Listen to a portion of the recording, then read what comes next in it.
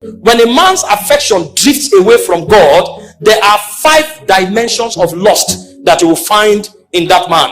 The first is he will start loving knowledge and not life. That is the first sign of Babylon. The first sign of Babylon is pursuit for knowledge and not life. You know why? Because he wants to seek false relevance. It doesn't matter if God approves of him, but he just wants to be relevant among men. And what will make him relevant is knowledge. See, what God calls knowledge is actually not facts and information. It's life. He said, this is life eternal. John 17:3, that you may know him, the only true God. So God's definition of knowledge is actually life. And so any life, any knowledge that is only mental will puff up. And that pride becomes the reason why God will reject you. But when knowledge becomes about life, knows that affection is about God. There are many who listen to message because they want to hear something to preach. There are many who read the Bible because they want a new verse to preach. But when you find a man who loves God, he opens the scripture to find God.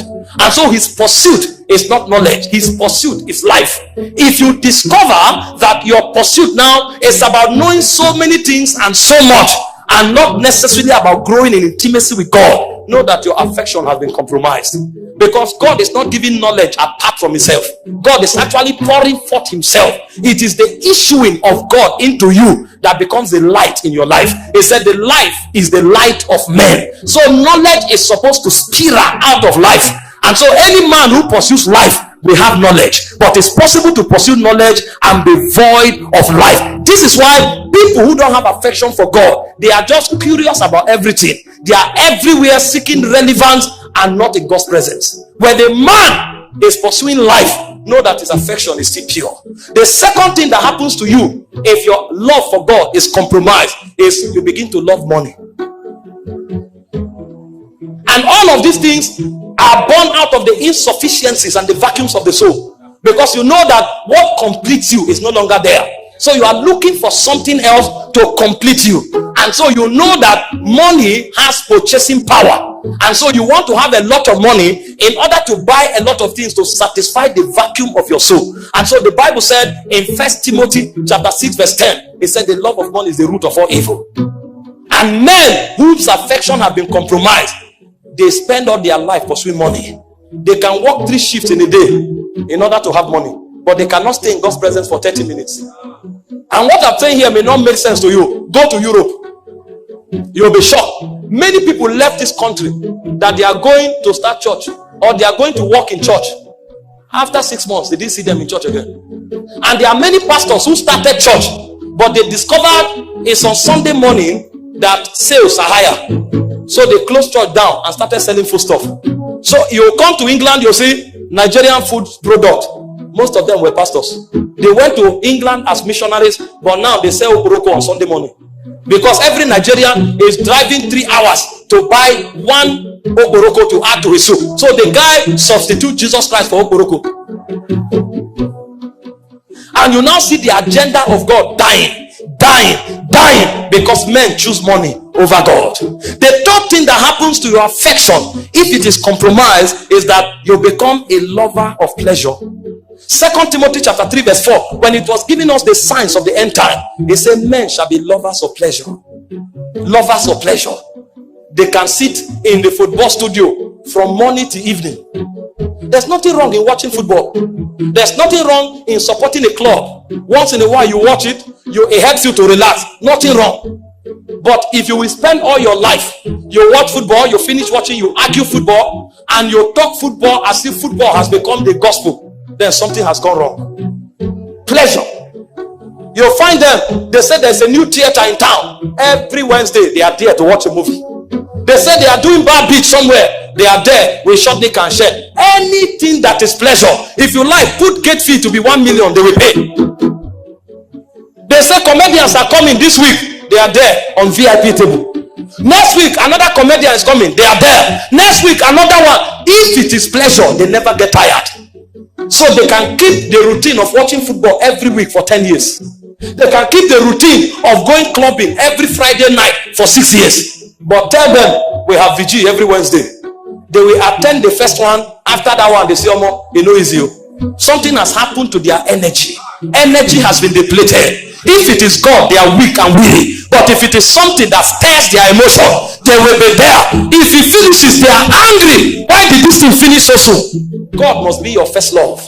All your energy must be channeled towards God. In Deuteronomy 6 verse 5, it says you will love the Lord with all your heart, with all your soul, with all your mind. And Jesus reiterated it and added all your strength. Lovers of pleasure. Number 4 rather, when people's affections are compromised, they become lovers of self. 1 Timothy 3 verse 2, self. The guy can afford to be in the gym for 4 hours, 5 hours. He needs a big chest. He finishes from the gym in the evening in his bedroom, 30 press up.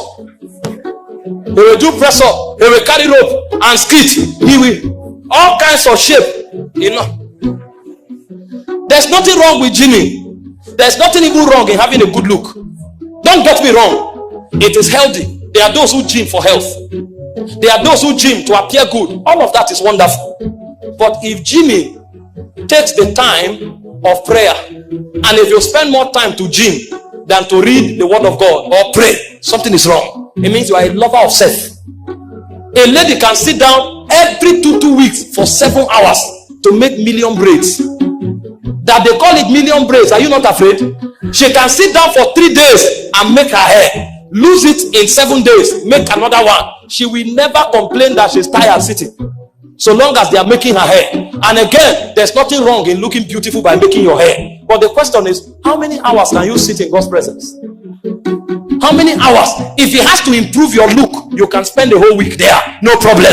But if it has to improve your spirit, you become tired. The Bible said bodily exercise profits. It's not against it, but it says it profits little. Because compared to God's operation, that is little. No matter what you derive from it, be it health, be it fitness, be it good look, it said all of that is little. It said, but godliness, it profited much, both in this life and in the life that is to come. And so while you are building yourself in the physical, make sure you don't spend more resources, more time, and more energy to build your physical self than your spiritual self. Because if you spend more time, more energy, and more resources to build your physical self, it means you're a lover of self.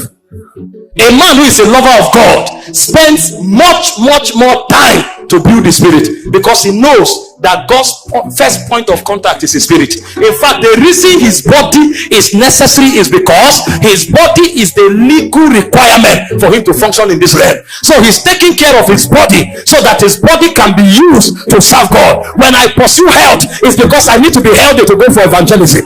When I pursue health, it's because I need to be healthy to preach the gospel. If I'm not strong, I can't be talking here for 2 hours. The reason I'm able to talk for 2 hours is because I'm strong. And so when you find me gymming, it's good to look good, it's good to be healthy, but at the end of the day, all of that is converted to give glory back to God.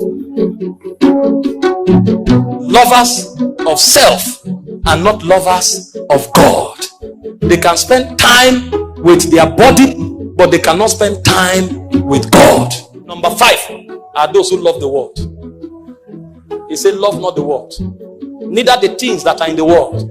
He said, they that love the world, the love of God is not in them. 1 John 2:15-16. In James chapter 4 verse 4, it said, you adulterers and adulteresses. It said, know yet not that friendship with the world is enmity with God. It said, he that loveth the world is an enemy of God. And what is in the world? The lust of the eyes, the lust of the flesh, and the pride of life. He said, they that do these things, they will perish. He said, but him that loveth God, he said, he abideth forever. You want to be God's man, you must spend time to sanitize your emotion. This is why some of us who know that loving God means something to us, we don't see everything, we don't watch everything, we don't hear everything, because man is spontaneous. What you feed yourself with is what you become. I know that I have many tendencies that if I walk on can turn me to an alien to God's government. And so what I do is I withdraw. He said, come out from among them. Once in a while, I can watch football if I'm tired, but I'm not a fanatic. Because I know from fanaticism, it can lead to insult. it can lead to animosity, it can lead to violence. And so, because I am not better than those who entered violence, I avoid fanaticism. Because it will be pride for you to think you are better than the guy who became a fanatic and started making trouble because of football and became violent. There is a state he has allowed his soul to get to. That's why he's violent. Any one of us can be violent if we allow our soul to enter that state. And so in order not to enter that state, I avoid fanaticism. I know that my spirit cannot bear the weight of certain level of moral decadence. That's why I don't go clubbing. They say if you go, you will relax. I don't need that kind of relaxation. If I want to relax, I sleep in my room. My nerves will calm down. Even WHO tells that sleep is a good form of relaxation. I don't have to sit on a bottle of beer to relax. Somebody say there's nothing wrong in drinking alcohol. I don't know the state that will make me drunk. It can be just one glass. And because I know that drunkenness is a sin and drunkenness can lead to foolishness, the best thing for me to do as a priest is to avoid it. Because priests don't take alcohol. If I need to be excited, if I need to be rejuvenated, there's another technology of drunkenness. They say be not drunk with wine wherein is excess, but be filled with the Spirit, speaking to yourself in psalm, in hymns, in spiritual song, making melody in your heart to the Lord. And so instead of taking alcohol, I rather take tongues. Saturate my heart, cause I'm overflow.